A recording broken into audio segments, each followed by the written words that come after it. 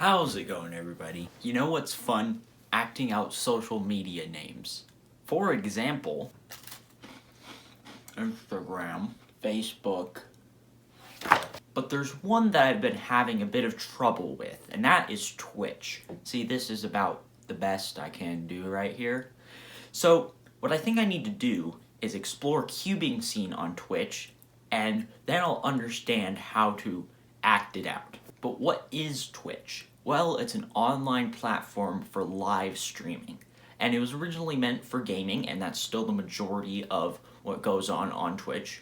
But as you can imagine, cubing has found its way onto there as well as it's gotten bigger and bigger. The cubing scene on Twitch, in my opinion, is really interesting, and today we're going to be looking at the pros and cons of it. Watching solve videos is usually not super interesting unless the person is pretty fast, and even then it's not the most engaging experience. But Twitch fixes that problem while still having solves, because a lot of times most Twitch streamers will be doing solves, but they'll also be answering questions and talking to the chat and just having like a hangout basically. And so it's solves, but they're just the visual element, they're not the entire thing. And that's what I think solves really needed, was to be only a visual element. And even though there's like, voiceovers and stuff, it's different with live streaming because it's the talking and the solving are happening at the same time. So that's why I think it makes solves more interesting. However, one thing I think is not that great about Twitch streaming and cubing is that it's kind of hard to set up, and it's not the easiest for someone who just wants to start, because you have to set up like OBS and you have to get all this tech set up properly. You have to be fairly tech savvy in order to do it, in my opinion.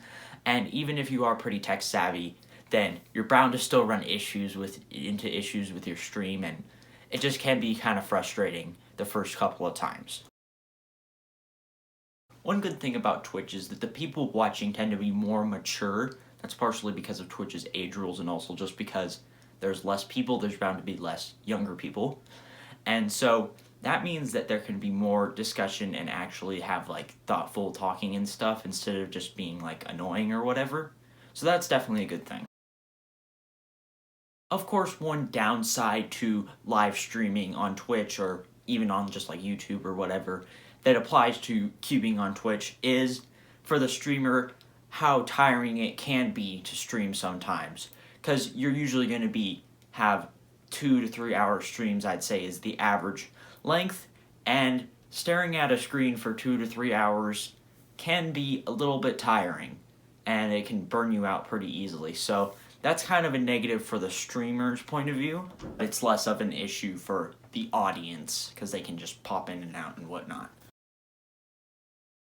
Live streaming is much more real than just like videos or whatever, because it's not edited, it's real life, and it allows for the streamer and the viewers to more get to know each other, and it's not just like you're watching my video, it's like you're a part of the stream, And overall, the connection between the audience and the streamer is just better in a stream than it is in like a YouTube video, and it allows for the streamer to kind of just have their own personality and not just feel like they have to do something in order to please the viewers. They can kind of just act like themselves, which in the YouTube video, that's not always true.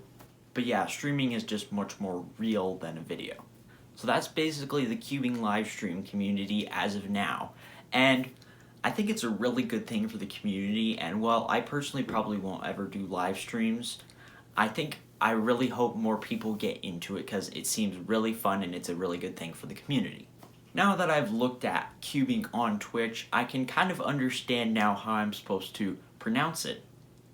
The T is silent.